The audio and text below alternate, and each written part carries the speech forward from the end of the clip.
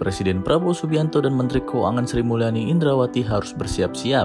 Pemangkasan anggaran yang mereka tetapkan kini memicu gejolak sosial. Kemarin, Rabu 13 Agustus 2025, dan beberapa hari kebelakang, kerusuhan terjadi di Kabupaten Pati, Jawa Tengah. Rakyat Pati menolak kebijakan Bupati Sudewo yang menaikkan pajak bumi dan bangunan perdesaan dan perkotaan atau PBBP 2 hingga 250%.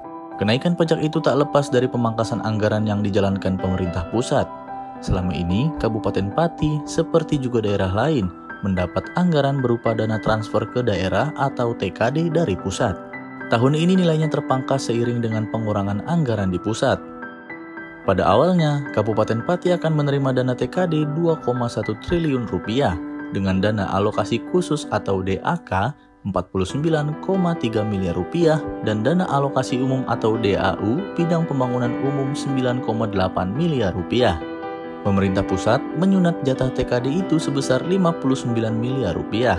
Dampak pengurangan jatah TKD adalah penurunan DAU dan DAK fisik pada sejumlah unit kerja, di antaranya Dinas Pertanian dan Peternakan serta Dinas Pekerjaan Umum dan Penataan Ruang. Padahal dua unit kerja ini cukup vital karena berhubungan dengan mata pencarian warga Pati dan ketersediaan infrastruktur dasar di daerah itu.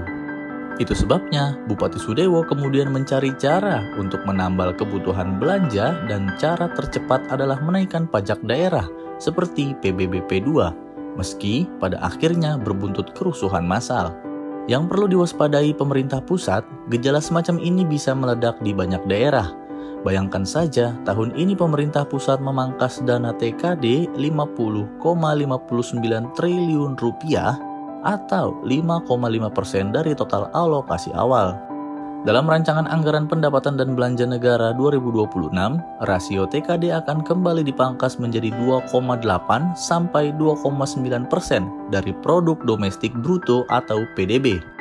Turun dari rasio TKD per PDB tahun ini yang sebesar 4,05 sampai 4,70%. Bayangkan apa yang terjadi pada daerah yang hidupnya mengandalkan transferan dari pemerintah pusat karena sumber ekonominya minim. Di sisi lain, Presiden Prabowo masih berkukuh menjalankan program prioritasnya.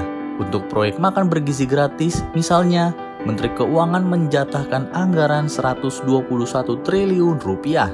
Ada pula proyek Koperasi Desa Merah Putih dengan kebutuhan dana 200 triliun rupiah. Salah satu sumber dana untuk membiayai proyek-proyek itu berasal dari pemangkasan anggaran yang berlaku dari pusat hingga daerah.